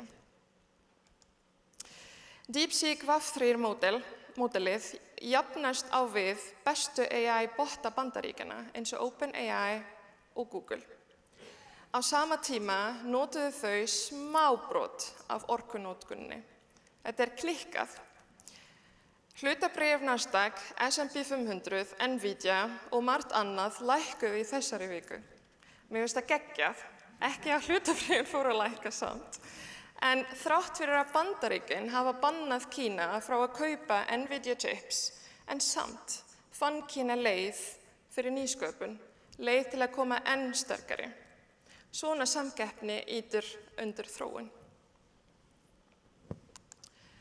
Mér langaði að sýna ykkur líka þetta bara til gamans. Ég fór í síðustu viku að spyrja GPT why DeepSeek is better than you when it comes to energy consumption. En eins og við vitum þá reyndi GPT að svara á kurteisislegan hátt. Svarið var ágætt. Já. En kæru gestir, mér langar líka að segja ykkur að gervigreind er ekki bara spunagreind. Hún er miklu meira. Hún er nú þegar í kringum okkur og við erum að nota hana. Hún er gagnavísindi, orkunótkunarspá, myndgreining, talgreining og þýðingar á milli tungumála og svo margt annað. Svo langar mig að fara hratt yfir nokkur nótkun gervigreindar til að efla sjálfbærni. Til dæmis, hér er dæmi frá Walmart. Þetta er eitt use case eða tilvík til að stjórna sjálfbærum birgðakeðjum. Bæta landbúnaðarhætti frá IBM. Þetta er eitt frá mér. Minnka matarsóun. Ég átti fullt af grænmeti í síðustu viku sem ég vissi ekki hvað átti að gera með það. Þannig ég fór inn á GPT og sagði, ég á þetta hráefni, geturðu hjálpað mér með að finna uppskriftir? Endaði með að velja, já, ég veldi ekki fyrsta en aðra uppskrift og gekk bara mjög vel.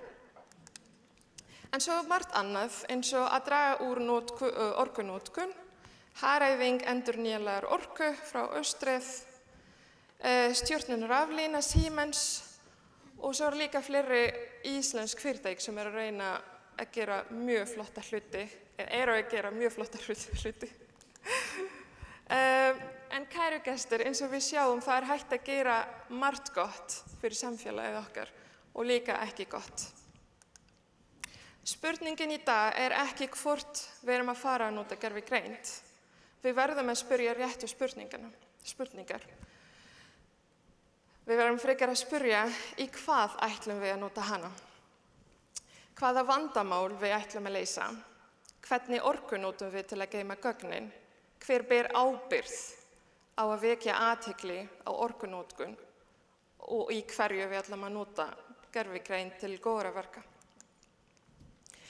Mér langar líka að biðja ykkur að horfa á heildarmyndina og hugsa hvernig við getum nýtt þessa tækni, gervigreind, í rétta hluti til að veita betri þjónustu, bæta þjónustu íbúa, bæta starfsumhverfi okkar, bæta virðisgæði okkar og efla sjálfbærni.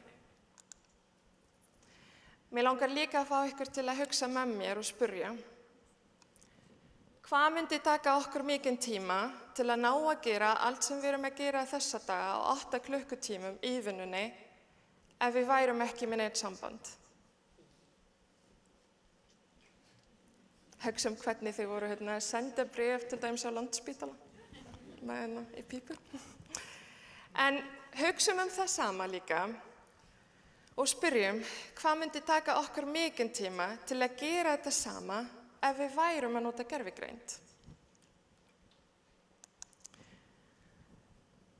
Nýsköpun finnur alltaf sína eigin leið, horfum á DeepSeek. Ákvarðanir sem við tökum í dag eru framtíð okkar á morgun. Ímyndum okkur nú að við segjum að grafa nýtt tímahylki í dag. Hvað myndum við sitja í? Kannski lítið AI-chip, einhverju QR-kóða eða kannski bara einfalt USB-drif með fullt af gagnapunktum. Og kannski eftir 20 ár, þegar fólk opnar þetta hylki, gæti þeim fundist þessar hluti eins og gamaldags og okkur finnst Nokia síminn vera. Takk fyrir mig.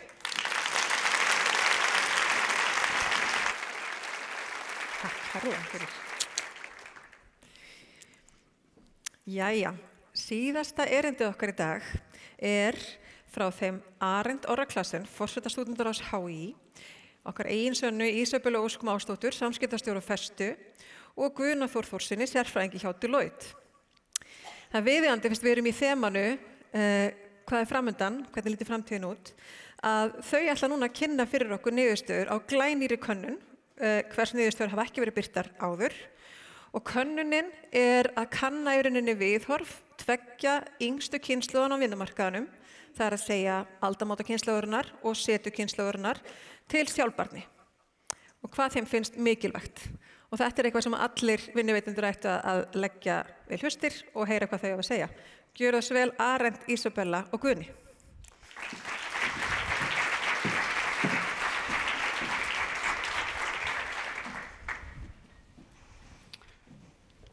Við þrjú sem stöndum hér í dag komum úr ólíkum áttum en eigum samt eitt sameiginlegt. Við erum ungt fólk.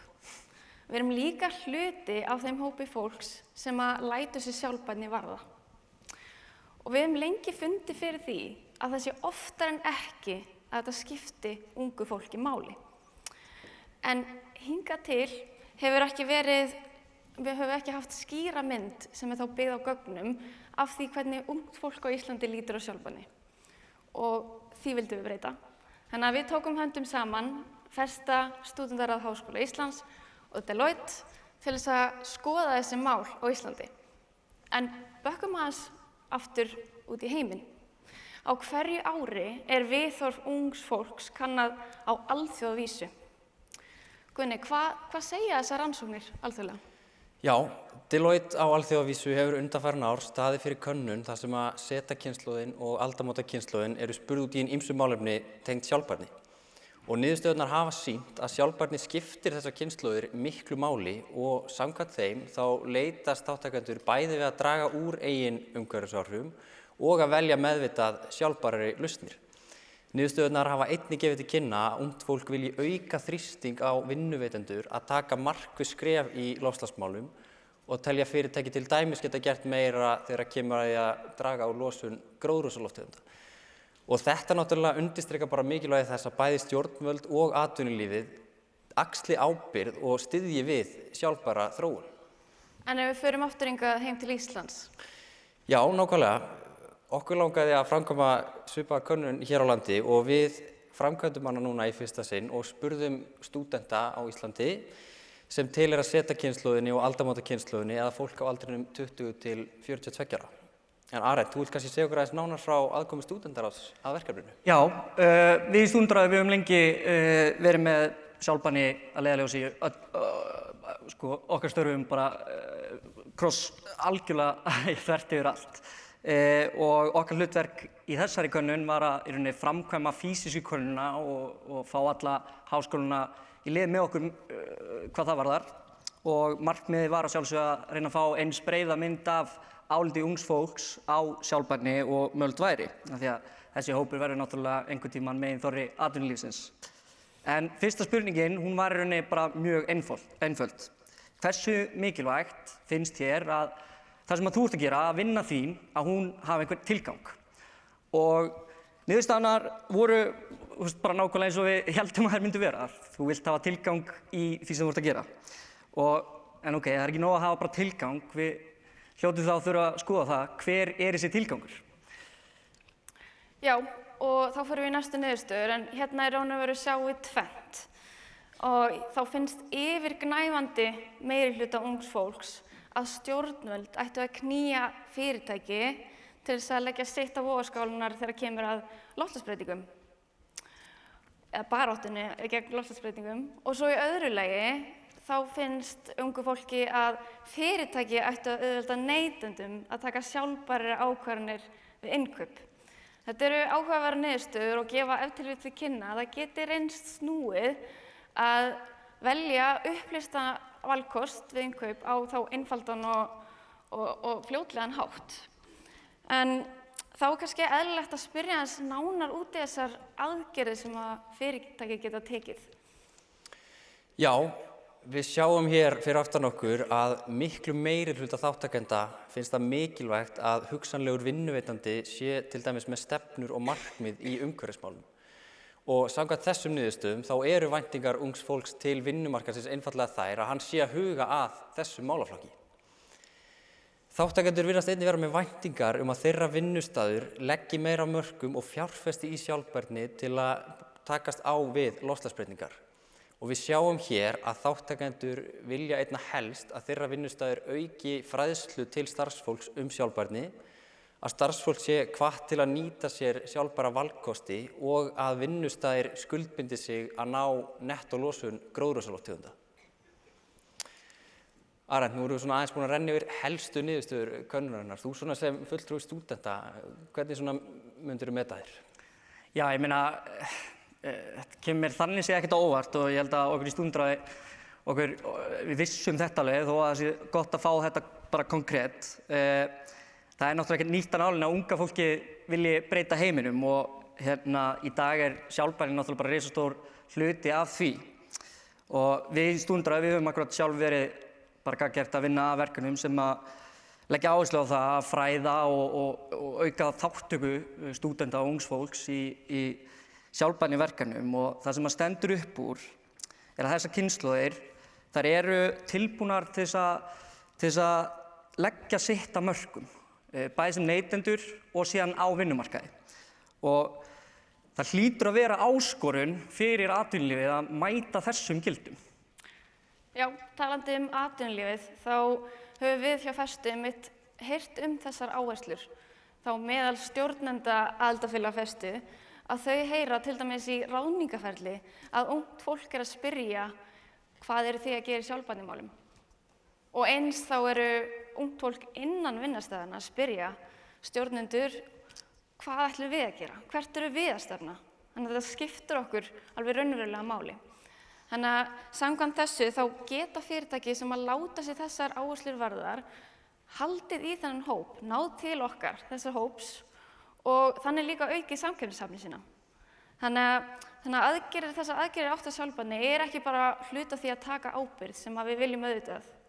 En það líka spurning bara eins og hann sagði áðan, bara góð business. Já, ég meina fyrir ungt fólk þá sjálfbærni ekki bara eitthvað sem þau tala um.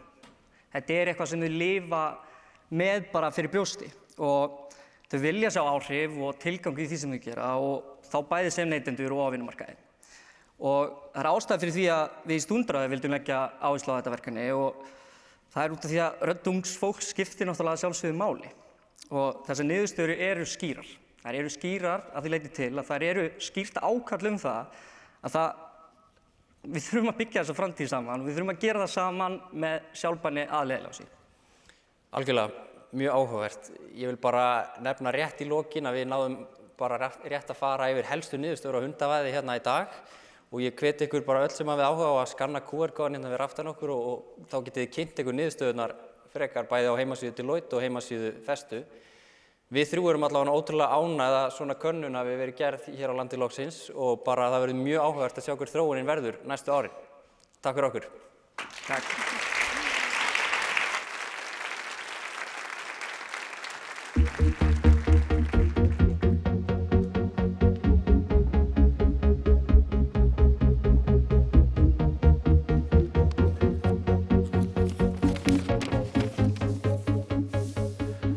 Halló, hæ Sæunn, gaman að sjá þig. Hæ Finnur, gaman að vera með þér hérna. Mér langar að spyrja þig hérna smá persónulegri spurningu til að byrja með. Hvernig líður þér? Ég er með smá fyrild í maganum, ég verð að viðurkenna það. Já, ég líka. Já. En nú erum við búin að heyra alls konar áskoranir þegar kemur að virðiskeðju, félagslegri sjálfbærni, umhverfismálum og alls konar lausnir sem við erum búin að heyra af líka sem eru til, við erum með þær tilbúnar. En af hverju, nú ert þú sálgreinir og ég, til að þú vitir miklu meira en ég mannlegt eðli, af hverju erum við ekki öll virkir umhverfissinnar? Hvað það í manninum sem kemur veg fyrir það að við náum betri árangri? Já, það auðvitað mjög góð spurning og við skulum muna það að maðurinn hefur alltaf búið í bæði mjög hættulegum og krefjandi heimi En hann hefur lifað af annars vegar með því að beita sömu aðferðum og öll önnur dýr sem að vera að hugsa fyrst og fremst sjálfan sig og bjarga eigin skinni. En hann hefur líka, það sem hefur greinir hann frá öðrum dýrum, að hann hefur unnið saman. Að menn hafa hjálpað hver öðrum og látið sig hvernig annan varða. Þannig höfum við komist hingað. En það auðvitað sjálfhverfan sem miklu stærra vandamál. Og hún birtist gjarnan þannig að þegar maðurinn stendur frammi fyrir því að gera eitthvað, að má velja að gera eitthvað erfitt eða eitthvað mjög auðvelt eða þægilegt, þá velur hann þægindin. Og hvernig kemur þetta loftslagsmálum við? Jú, þegar við stöndum frammi fyrir ógnum, þá höfum við ríka tilhneigingu til að velja þægindin og afneita því sem erfitt. Þangað til kannski að ógnin svo stór og svo nálægt okkur að við getum ekki afneitað henni. En þá hættan svo að við verðum ofhrædd til að geta hugsa skýrt og þá tökum við heldur ekki ákvarðanir sem ábyrgar eða skynsamar. Þetta í rauninni, þetta ekkert sem við breytum, þetta mörg þúsund ára þróun mannsins og við erum ekki að fara að breyta henni. En við erum miklu betur í stakk búin til þess að vinna með þetta ef við skiljum þetta og þekkjum þetta. Og sjálf held ég að við tökum ákvarðanir miklu meira byggt á hvötum og tilfinningum heldur en vitrænum hugsunum. Og þess vegna langar maður að spyrja þig, Finnur, heldur þú að við séum að gleyma kannski tilfinningunum í umræðunum loftslags- og umhverfismál? Já, ég held að já einfalda svarið. Tilfinningar í okkar nútíma samfélagi held að séu mjög vanræktar, þar að við tölum alltaf lítið þær og það ekki fyrir örfáum árum síðan að ég fór að vera meðvitaður eigin tilfinningar og takast á við þær. Og ég held að það sama eigi við sjálfbærniheiminn og fyrirtæki og markaðssetningu. Fyrirtæki eru mjög góð í því að nýta sér tilfinningar fólks til þess að hvetja til neyslu. Það sem ég held við þurfum að gera að bakka og segja ok, jú, við erum búin að átta okkur á því að fólk eru tilfinningaverur, það kannski grunnatriðið, en í staðinn fyrir að nýta þessa staðræn til þess að þröngva neyslu og ósjálfbæra hegðun upp á fólk, þá þurfum við að nýta þessa staðræn sem þú ert að segja, við erum ekki að fara að breyta þessu í mannlegu eðli fólks, en við þurfum að taka tillit til þess. Við erum ekki að fara að sýna fólki einhver gröf og stóru tölur sem eru að fara að breyta heiminum.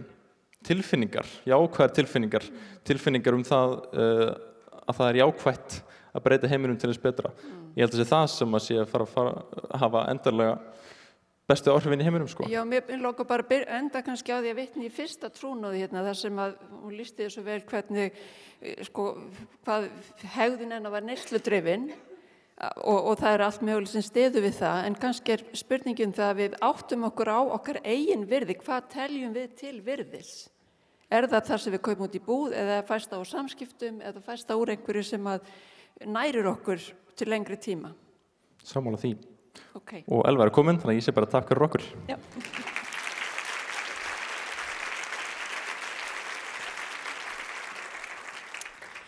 Jæja, gott fólk. Við erum búin að fara vítt og breitt í dag og snert á mörgum þáttum. Mér langar að draga þetta örlítið saman fyrir okkur með þessum orðum. Allt sem við getum snert og mannanna verk hluti af virðiskeðjunni. Þess vegna líka lausn flestra vandamála samtímans að finna í virðiskeðjunni. Og ég vil líka minna aftur á það sem ég talaði í upphafi, sem orðið ákvörðun. Sjálfbærni ekki einhver rómantík. Hún gallharður business og hún á endanum ákvörðun. Eins og við erum búin að sjá í dag með mjög mörgum góðum dæmum, þá það að hafa jákvæð áhrif út í virðiskeðjuna, ekki draumórar. Það fólk að gera þetta hérna, þannig að þetta einfaldlega ákvörðun. Að vinna mannréttindum leið og maður bætir arðsemi ekki óskhyggja, heldur ákvörðun. Ég vil hvetja ykkur öll í salnum til að líta á ykkur sjálf sem áhrifavalda, því að þið það svo sannarlega, ef ekki þessi hópur, hver þá? Nýtið tækifæri sem ykkur gefst til að margfalda ykkar áhrif, bæði upp og niður virðiskeðjuna, til góðs bæði fyrir rekstur og samfélagið. Við erum hér í dag búin að reyna að ná utan virðiskeðjuna og ég vona að þið hafi tekið eftir að við lögðum okkur fram við að hafa fulltrúa allra kynslóða á sviðinu og ná að snerta á eins mörgum þáttum og við komumst yfir. Ég ætla að láta þetta vera loka orðin. Þakka ykkur 1000-falt fyrir að deila þessum degi með okkur.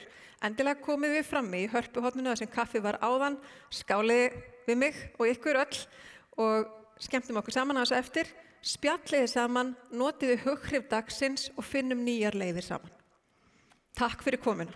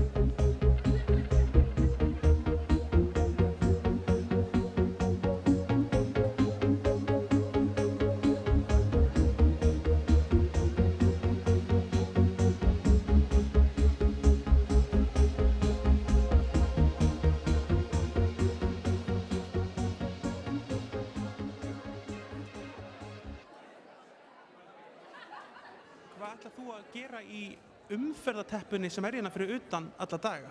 Stíflar það ekki virðiskeðjuna? Við höfum hugsað þetta þannig að fólk fái góðan tíma til að melta það sem það hefur lært og unnið í yfir daginn í umferðarteppunni. Þannig getur hugsað virðiskeðjuna í umferðarteppunni? Já, en ég hjóla. Hvenær ætlar þú svo að fara að lækka stýrivexti hraðar?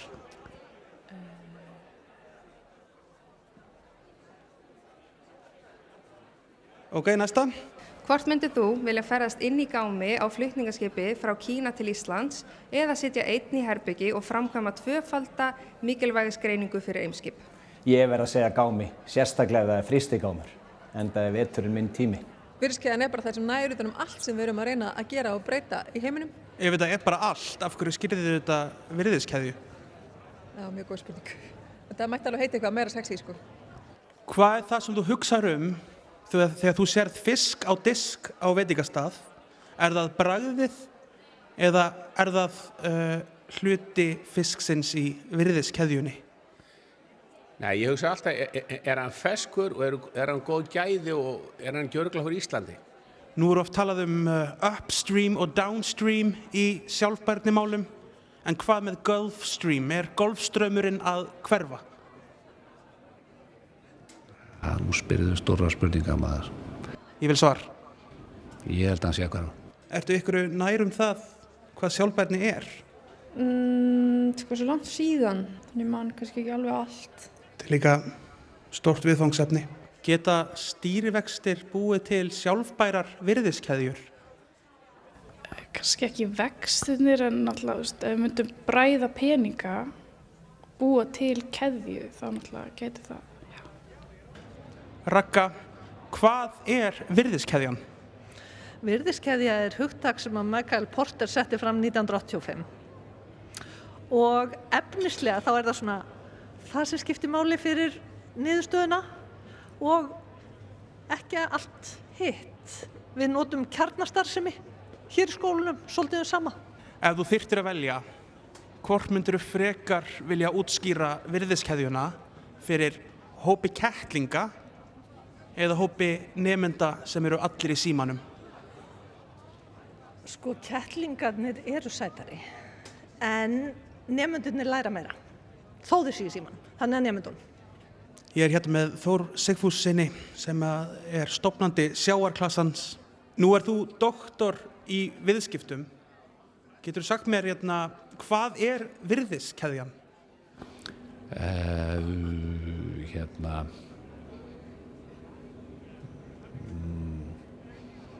Ef þú mættir velja einn fisk til að vera andlit sjálfbærni, hvaða fiskur væri það? Ég þekki nú ekki margar fisktegundir, ég hugsa flugfiskur er það sem myndi koma næst. Já, er það því að hann er bæði upstream og downstream? Algjörlega. Ég er hér með Guðmundi Kristjánsinni, forstjóra Brim. Guðmundur, hvað er eiginlega virðiskeðjan? Já, þú segir nokkuð. Virðiskeðjan hjá okkur er til dæmis þegar við stýrum veiðum, vinnslu og sölu og markaðssetningu á afurð. Eins og til dæmis þegar við tökum fisktegund, þá veiðum við fisktegundina, við vinnum hana hérna í húsinu og framleiðum og seljum hana svo til erlendra kaupenda. Það er virðiskeðjan okkar. Við erum hérna komið með Tinnu Hallgrímsdóttur, man ekki starfstitilinn, sjálfbærni, leiðtogi, forystukona í sjálfbærnimálum hjá Seðlabankanum. Mikið rétt. Hvað er eiginlega virðiskeðja? Jóhann, hvað er eiginlega virðiskeðja? Já, gott að þú spyrð, því ég hef einmitt látið vinna drög að aðgerðaáætlun til stefnumótunar nákvæmlega þetta og ég hef sett af stað stýrihóp sem er að kortleggja hvernig megi hnykkja betur á því í lögum en einnig í reglugerð. Við erum með sett reglugerðar eða heimildar ákvæði, reglugerðar ákvæði til þess að hnykkja betur á einmitt þessu söðunefni, hvað nákvæmlega virðiskeðja er eða ekki er. Sæll Bogi, getur þú sagt mér hvað er eiginlega virðiskeðjan? Virðiskeðjan? Þú segir nokkuð. Í okkar geira er hún ansi víðfeðm, hef ég haldið. Það er ýmislegt sem þar við þurfum að halda til þess að geta flogið með okkar farþega, hvort sem að séu flugvélar eða sæti í flugvélar eða alls konar aðföng, þannig að þetta er mjög víðfeðmt og svo hinum megin við okkur þá er ansi víðfeðm virðiskeðja líka. Ferðaþjónustan í heild sinni, bílaleigubílar, veitingahús og hótel og þannig að mér sýnist og heyrist að þessi virðiskeðja hjá okkur og í ferðaþjónustunni og fluginu er bara ansi stór. En hvað með aðra orkugjafa eins og til dæmis eldgos og þannig bara jarðorkun okkar? Viljið þið ekki nota það? Væri það ekki lang sjálfbærast? Jú, það væri náttúrulega bæði sjálfbært og frábær markaðssetning fyrir landið og frábær landkynning. Það er kannski raunhæft þegar það er gosinn á 2 mánaða fresti en síðan vonandi svona fyrir að draga úr þessu þá verður þetta meira krefjandi að nýta eldgos sem aflgjafa í flugi en að sjálfsögðu verða að hugsa út fyrir bóksið til þess að verða umhverfisvænni í fluginu. Hvort væri betra fyrir Icelandair eða þægilegra að fá 1 eldgos á mánuði eða að þurfa að útskýra fyrir hverjum einasta farþega hvað sjálfbær virðiskeðja er? Sko fyrir Icelandair er allt í lagi að fá svona eldgos eins og við höfum verið að fá síðustu 2 ár. Okkar leiðakerfi hefur náttúrulega verið á flegi fyrir allan tíman. En ef að koma eldgos eins og 2010 sem að stöðva flug, þá væri nú betra að þurfa að útskýra virðiskeðjuna fyrir hverju farþega og við myndum bara gera það í gegnum okkar skjá borð og skipa öllum farþegum að horfa á þá kynningu í stað þess að flug verið stöðva hér. Því að það er náttúrulega hagalegt fyrir okkur að komast ekki til tenni í heila mánuð. Þú myndir bara setja á skjáinn fyrir fram að bara eins og að setja á sig belti og það eru kútar undir, myndir þú þá bara setja og svo er sjálfbær virðiskeðja þetta og þetta er upstream, þetta er downstream. Já, þannig myndum við bara gera það alveg eins og öryggismyndbandið og fá alla farþega til að horfa á það í stað þess að stöðva flug í heila mánuð. Það væri miklu vænlegri kostur fyrir okkur og alla. Heldur að farþegum þetta skemmtilegt? Já, og upplýsandi. Ég held að það sé ekki nokkuð spurning. Getur þú sagt mér hvað er eiginlega þessi virðiskeðja? Virðiskeðja? Nei, þetta er nú óvænt og flókið spurning. Nei, ég er nú ekki alveg með það á hreinu, sko. Eftir 6 ár hjá Eimskip þá er ég búinn að komast að því að þetta er virðiskeðja og hún slitnar ekki.